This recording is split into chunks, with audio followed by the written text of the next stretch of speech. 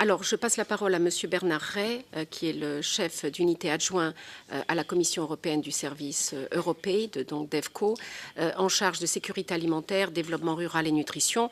Alors, Monsieur Ray, que vous devez connaître pratiquement tous ici dans cette salle, et que je remercie aussi, au travers de lui comme aux ACP, je remercie vos collègues qui sont mes interlocuteurs quotidiens pour leur efficacité, leur appui toujours quand il faut.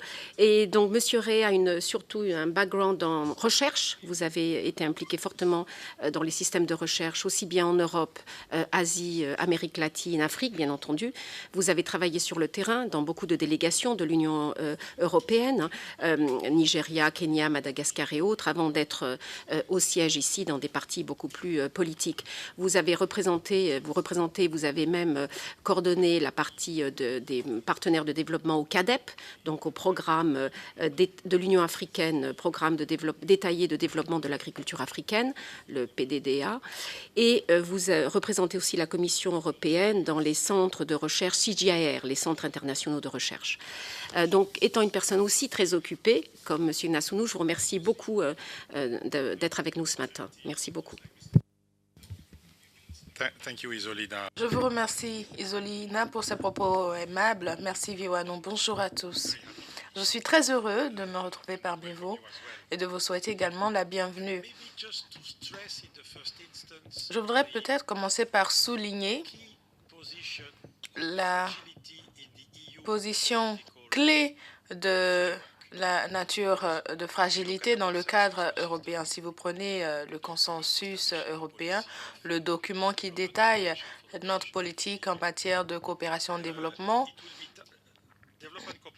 la coopération au développement cible les pays où le besoin est le plus important et où cette aide peut avoir le plus d'impact, surtout dans les pays les moins avancés en situation de fragilité et de conflit. Il y a tout juste 12 mois, la Commission a rendu publique une communication, une approche stratégique à la résilience dans le cadre de l'action extérieure de l'Union européenne. Le message clé de cette communication était de souligner la nécessité de passer à une approche structurelle à long terme et non linéaire à la vulnérabilité en mettant un accent sur la prévention. La résilience nous intéresse naturellement depuis quelques années déjà, surtout la résilience à la crise alimentaire à différents niveaux, au niveau des États, des communautés, des foyers. Et d'ailleurs, en termes de réponse, nous devons nous doter de toute une palette d'outils de réponse autour des axes tels que la dimension humanitaire, le développement, la paix.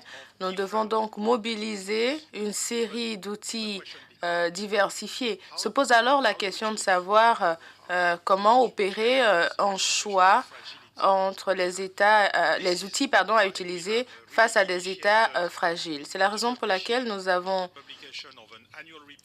décidé de publier chaque année un rapport mondial sur la crise alimentaire afin d'évaluer la situation de façon objective sur la base de l'indicateur IPC et donc d'avoir le moyen de discuter avec une variété de parties prenantes actives dans le cadre des États fragiles, la meilleure approche à donner. Il faut sans doute renforcer cette approche et classer les différentes situations de fragilité. Certaines sont liées au climat, d'autres non. La nature de la fragilité même n'est pas uniforme, mais c'est un exercice qui est assez prometteur. Nous souhaitons créer une sorte de réseau au plan mondial autour de la fragilité alimentaire. Et pour les débats de ce matin, nous savons que nous avons de nouveaux outils et nous savons que nos interventions en termes de développement changent. Il est question de créer des emplois, de mettre l'accent sur la productivité plutôt que la croissance pure. Enlever les risques d'investissement, renforcer le secteur privé. Donc voilà, tout ça suscite des questions particulières dans des conditions de fragilité. Donc pour moi, c'est tout à fait clair ce matin, hein, ces deux parties qu'on a. La fragilité pour le secteur agricole, qu'est-ce que ça veut dire? Comment ça se structure? Et puis quel est le genre de réponse que l'on apporte? On a des bonnes réponses, on a de bonnes études de cas, mais en fin de compte, c'est la question de savoir comment appuyer au mieux les pays fragiles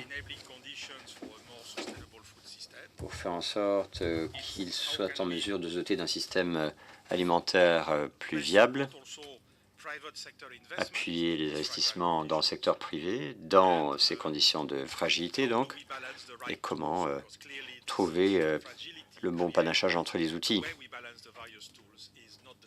Évidemment qu'on ne va pas trouver l'équilibre entre les outils de la même façon pour les États fragiles que pour les États non fragiles, et j'imagine qu'on pourra avoir des échanges là-dessus. En tout cas, merci bien et j'attends impatiemment la discussion.